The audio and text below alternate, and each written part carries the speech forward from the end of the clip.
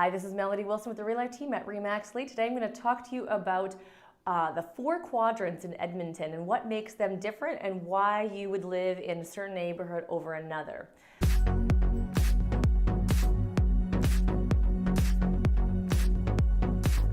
So we are split up into obviously west, southwest.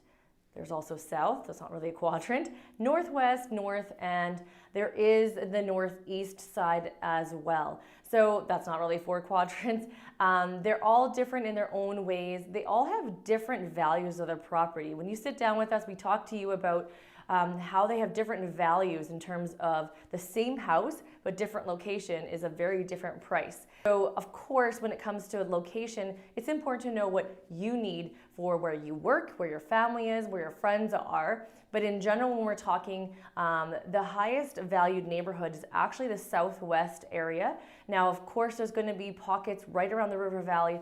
All of those are going to be the most high-end properties as well, depending on if they're fixed up or if they're not fixed up. Even those houses that aren't fixed up cost quite a bit of money because the land itself is worth a lot of money.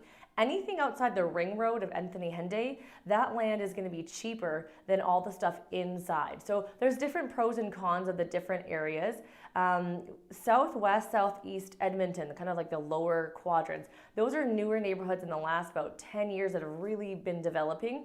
Central part of Edmonton, northwest, west, even the northeast, like the lower part of the north section, those are all, again, older neighborhoods. Again, close to the Anthony Henday, the northeast, that's all been new and been developing in the last little bit here. So there's different areas that, you know, appeal to either people looking for brand new homes or young families. A lot of young families are moving to those suburban areas which have new schools and spray parks and all the things that in the inner city type areas they didn't quite think about all that stuff. They are building and putting in spray parks into those neighborhood and communities, but we have noticed that the schools haven't been at all under renovation. So if you want a brand new school with all the resources, you're going to be looking at the new schools that they're putting in the new suburban areas.